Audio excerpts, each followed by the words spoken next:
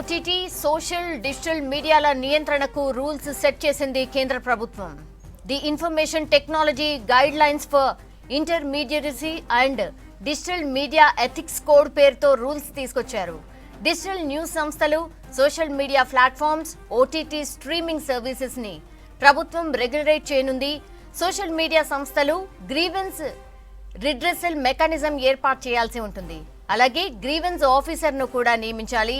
24 గంటల్లో సమస్యను రిజిస్టర్ చేయడంతో పాటు 15 రోజుల్లో డిస్పోజల్ చేయాల్సి ఉంటుంది. ఇక ఓటీటీ ప్లాట్ఫామ్స్ 3 అంచెల మెకానిజం ఏర్పాటు చేయనున్నారు. ఓటీటీ డిజిటల్ న్యూస్ మీడియా సంస్థలు ఖచ్చితంగా వారి వివరాలను బయట పెట్టాల్సి ఉంటుంది.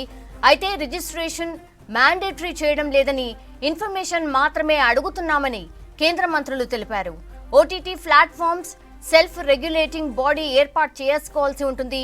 దానికి సుప్రీంకోర్టు లేదంటే హైకోర్టు జడ్జీలు లేదంటే ఈ కేటగిరీలో ఒక ఎమినెంట్ పర్సన్ హెడ్ గా ఉండాలని తెలిపారు.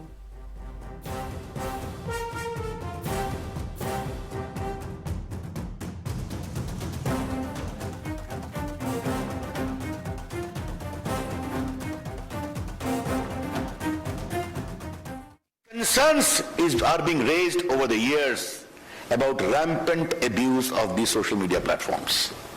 हमारी मिनिस्ट्री ने व्यापक कंसल्टेशन किया.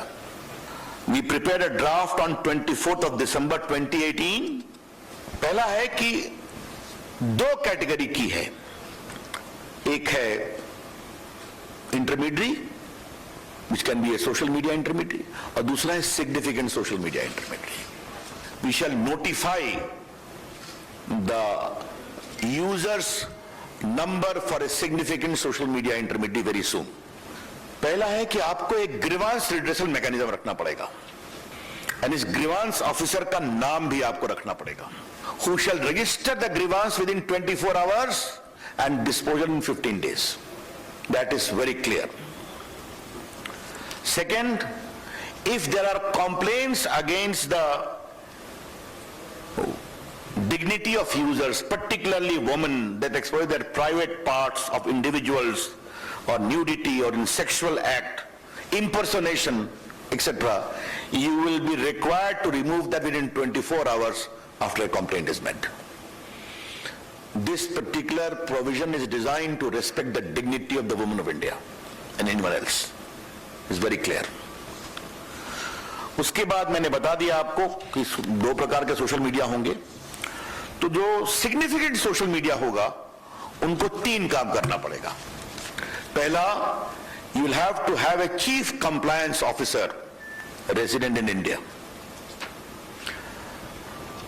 responsible for ensuring compliance of the acts and the rules. Second, a nodal contact person resident in India for having 24/7 coordination with the law enforcement agencies. तो पहला हो गया चीफ कंप्लायंस ऑफिसर, दूसरा हो गया नोडल कंटैक्ट पर्सन, तीसरा है तो फर्स्ट ओरिजिनेटर कौन है इसके बारे में बताना पड़ेगा.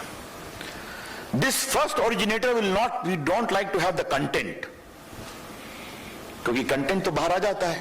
कई लोग ट्वीट करते हैं. हु बिगैन द मिसचीफ, ये आपको बताना पड़ेगा. ये मिसचीफ अगर भारत के बाहर से हुआ है तो भारत में उसको किसने शुरू किया ये बताना पड़ेगा. The social media platforms, upon being asked either by a court order or by the government authority, will be required to disclose the first originator of the mischievous tweet or message, as the case may be. And this should be only in relation to sovereignty and integrity of India, number 1. Number 2, security of the state, public order, relations with foreign states, or rape, sexually explicit material, etc., etc.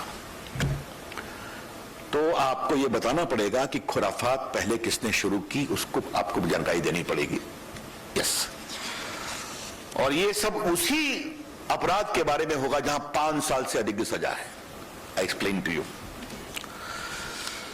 बाकी उनका एक physical देश में address होगा. इसमें हम एक और प्रावधान कर रहे हैं कि आपको एक वॉलंटरी वेरिफिकेशन ऑफ अकाउंट्स का इंतजाम करना पड़ेगा. Social media, not the government. The social media platform must have a provision for voluntary verification mechanism of the users. क्योंकि आप मोबाइल से करते हैं, बाकी से करते हैं, हमको बताना पड़ेगा.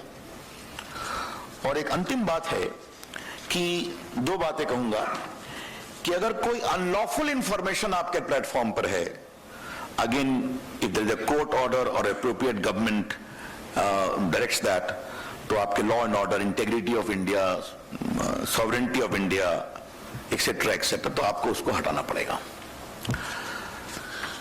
एक अंतिम बात आपको बताना जरूरी है कि आपको रिमूव करना पड़ता है अपने, आपका ट्वीट हटा देते हैं, आपका फेसबुक से एंट्री हटा देते हैं.